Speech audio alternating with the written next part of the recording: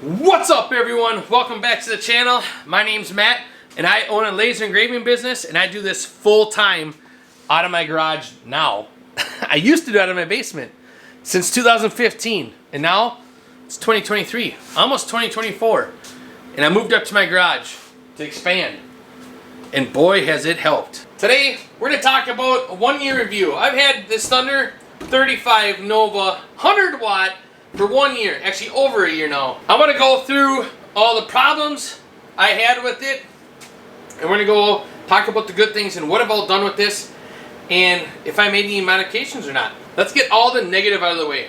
The one thing I like about the epilogue that Thunder doesn't have is a ruler. So along the side here and top, there is no ruler, and it's just fun for a quick job. You know where the home position is, you throw it in, you're done. There's no thinking, moving stuff around. Yeah, it's got the camera. I'll get to that in a second. But that would just be a huge thing for jigs. Every time you know it's in the same spot, and therefore that's fine. It's a minor thing. It's the only thing I would change though. One little trick I like to help you out with is when you get your machine, you'll notice I have blue tape in here. Take the tape, put it on there in the corner at least, and you'll see where the home position is, and then hit the pulse button.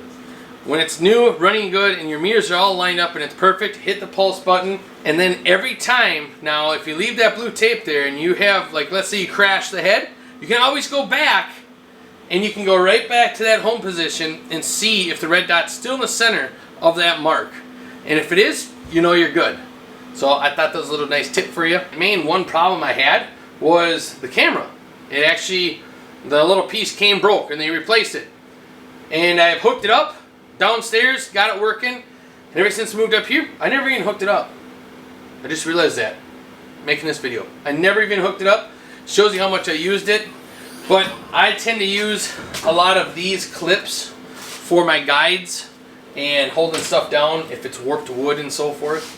So that's what I've been using, and that's just been working pretty well, and that's how I've just been doing stuff. You're probably wondering, what have you all cut? What about engraving and so forth? I've done majority of the work on here. I will, every 3 or 4 days, I run my epilogue just so it runs. Or if I get really behind and I want to get caught up fast, I'll run the epilogue with this. But otherwise, I've been putting all my work straight into the Thunder because I wanted to know how it held up. And I get a lot of comments, why are you running full 100% with the tube? Why aren't you going down to 90% or 85%? And frankly, the cost amount from this tube versus the epilogue, it's a lot different. I can justify spending a couple $100 on one of these tubes if it goes out because I'm running it non-stop on high when I'm cutting stuff, so at 100%, which I'm finding out I'm not doing a lot of stuff at 100%, but because you don't need it. So I have cut and kept track. We're at 625 pieces of this wood, and that was last month. Since then, I don't know, I quit keeping track because I was gonna make this video and it slipped my mind to keep track. But it was, what are they? I can't remember how many get on the sheet. I got 1, 2, 3, 4, for sure 4 more sheets since then, and that is only 16 inches by 2 feet, so 24 inches. And that's just how I have things laid out and how they work, and less waste and everything. That's the size I like to use. So if I had a bigger one, the 51 inch, I would do it a lot differently because you can slide a sheet in there, cut it into the lengths you want or width. So the other thing is, a lot of people ask me, why do you like the Thunder so much versus the epilogue? And honestly, it comes down to is the price. You guys, the epilogue has a hefty price, and I'm not saying they're not worth it. They're worth it. But Thunder, I can get 6 of these all decked out for what I paid for that one. So in my eyes, I can do more with this one and faster, so it just doesn't pay. Like, it makes more sense to have these machines than have that.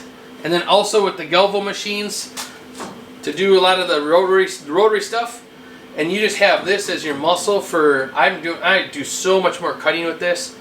I found this is cutting, I mean, granted it's 100 watt, but this cuts so fast, and I just can't justify using anything else. It works so nice and so well. The other thing I really have to brag about is, and I've only used them what, twice now? No, once technically, but customer service. I've had a question on something when I was setting this all up, and they got back to me right away, and I haven't used them since because I haven't needed it. These lasers are pretty self-explanatory, and if you just take your time and look at things and look at the problem you have, it can be common sense for some people, but not for others. And I'm telling you, the way they have this laid out and set up, it is so easy to change parts if you need to change parts. And that's the other thing is I haven't changed any of the mirrors in this. Now for how much I've cut, that's pretty darn good. I also have one heck of an exhaust system up here, and that video I'll link at the end of this video, so you can watch that if you want to watch it. But this exhaust system, the smoke, there is no smoke in here. When I start cutting, it is gone. There is no hanging in here whatsoever. So that's been a huge plus because that keeps your mirrors really clean. So you want to pay attention to that. If you have smoke occurring in here, your mirrors aren't going to stay clean and they're going to get dirty. And you want to make sure you stay on top of that. And you might not be able to afford any other kind of fan to help with that. So you're going to have to do with what you have, and that's fine. The one that comes with this does just fine, but I do see it once in a while, just a little bit of haze in there, and with this 8-inch, there's nothing. So I'm glad I switched over to that. Also, with having this laser, we've come out with more products, and you can see this is cardstock, and this is just a simple bat. This is close to Halloween. Actually, it's after Halloween now. But see this bat? Like, simple things like this for the kids or their schools and daycares and daycare centers and such. You can run cardstock in here and cut multiple cardstock at once, and you just pushing out the product. That's what I am shocked on how well put together these are. I've talked about it before. I had one and bragged these guys up because of their up and coming. And that's one of the things I want to talk about also is you'll notice, now I'm going to bring other names into this right now because you're going to notice there are certain companies out there that like to put their money back into the lasers. Epilogue, Trotec, X-Tool, and Thunder are one of your, I would say, your top lasers out there companies because they take the money that they're making off the lasers and they're putting it back into the tech.